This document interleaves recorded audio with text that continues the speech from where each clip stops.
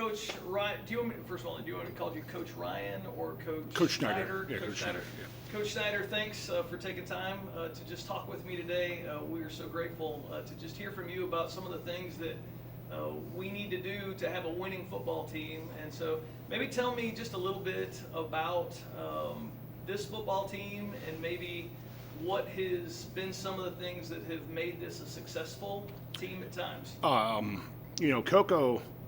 Cocoa High School is such a strong tradition athletically that that's what really makes us such a strong team is we have some great kids and great adults.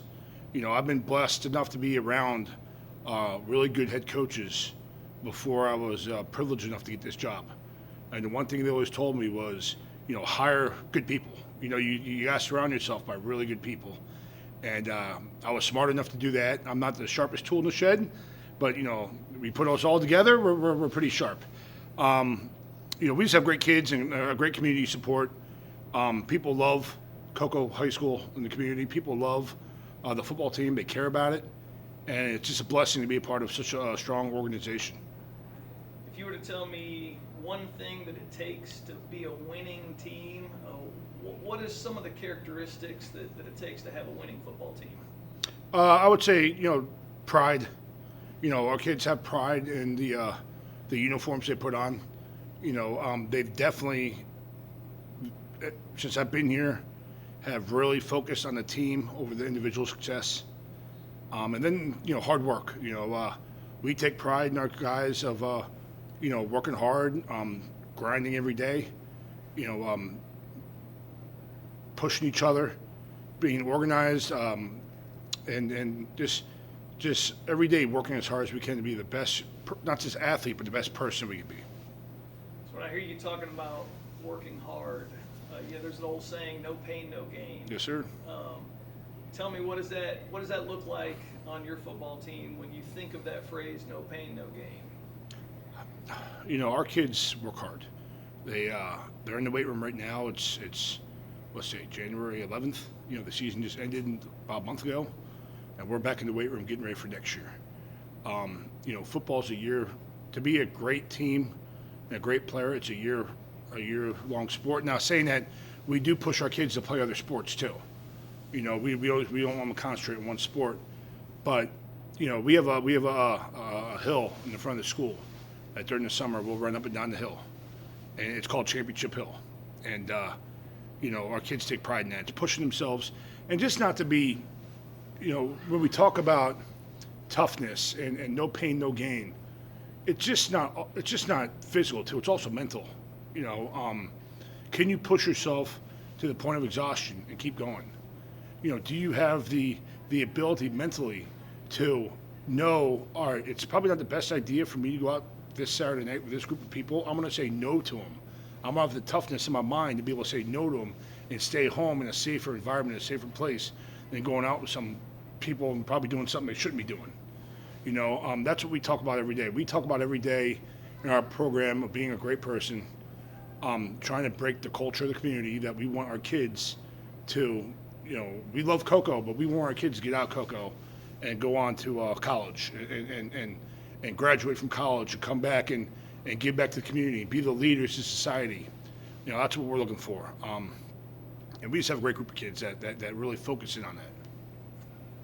You said earlier that it's not just about the individual player and the individual stats, but it's kind of focusing on team. Tell me more about how do you help a player, how do you help a team understand the importance of not just focusing on themselves, but the whole team? Well, it's just showing, first it's building the brotherhood throughout the offseason. That they're all grinding together, they're all pushing each other, they're all going through the tough times together. And then, we really stress of, the team accolades, not the individual. And we'll talk about all the time when we're breaking down film of our games of, maybe it was a offensive guard that had an unbelievable block that sprung the running back. Maybe it was the receiver 50 yards downfield blocking that helped him get the cutback and score. It's not about the one player who had the great run. It's about all other 10 players who helped that one player succeed and and our kids has bought into that. It's been beautiful. Hey, everybody wants a winning team, but we all know every football team has a losing game every now and then. Tell me, how do you help your team overcome that loss? Well, what do you do? This might sound stupid, but we hate losing games, but those are the moments right there where we find out if we're really good coaches. It's easy to coach and keep a team together when you're winning every game. When you have that heartbreaking loss, how are we going to respond? And we talk to our kids all the time about adversity. How are you going to handle it? Are you going to be a crybaby and point fingers, or are you going to be a man and find out what the problems were and what kept us from being successful, and then we have to fix those problems. We talk about that all the time. And we've been blessed here that we don't lose too many games, but when we do, I always feel like we come back stronger because our kids and our coaches do such a great job of understanding, all right, something happened. Are we going to point fingers at so-and-so or point fingers at the coaches or cry about this or whine about that? No. We're gonna have an honest evaluation of what happened, and we're going to try to fix that problem so it doesn't happen again. We're going to try to handle the adversity, like a man. And we talk about amongst our players is, one thing I love about sports, especially football, is there's a lot of real life to it. You're going to get knocked on your butt in real life. You're going to lose your job. You're going to have a bad day. You're going to, something bad's going to happen. We know something bad happens during life. How are you going to handle those moments? Are you going to be an idiot and do something stupid and make a small problem even worse? Or are we going to handle the situations like a man, like a grown-up, and be able to, fix that problem and then keep life moving? If there was one thing I should be asking you that I'm not asking you, what would you, when you think about the characteristics of this team, when you think about being successful on the football field, what's maybe the one thing as an individual player or as a team that you would say this is critical to be successful? It's not one person that's going to make you successful. You have to have, in my opinion, you have to have the vision, but then you need everyone involved to buy into that vision and keep preaching that vision. We came in and, Coach Wilkinson, the previous head coach, is a Hall of Fame coach. He did an unbelievable job. And when we came in, my thing was, all right, let's not forget what he did. Let's just try to add on to it.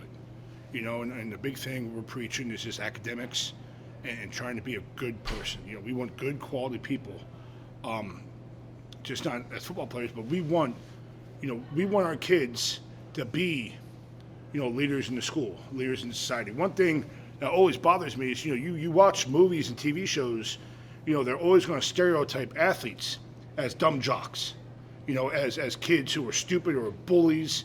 We want to get away from that. We have great kids, Keziah Holmes, who went to Penn State, graduated with a 4.0 GPA. We have a Hunter Gaffell who's going to be graduating in 4 days, and he's just graduating with his AA degree already done. We take pride in trying to change that image as athletes and football players as dumb jocks. We have some great kids who are going to be future leaders in society. They're going to be the future doctors and lawyers and teachers and politicians who are going to fix the problems that our generation presented them with. And we take pride in that. It's an honor to coach this group of kids. That's awesome. Hey, Coach Snyder, thanks so much for taking some time to just talk with us today, and we appreciate your time. Yep. Appreciate all you're doing out there on the field and with these students. Thanks so much. I appreciate it, bud.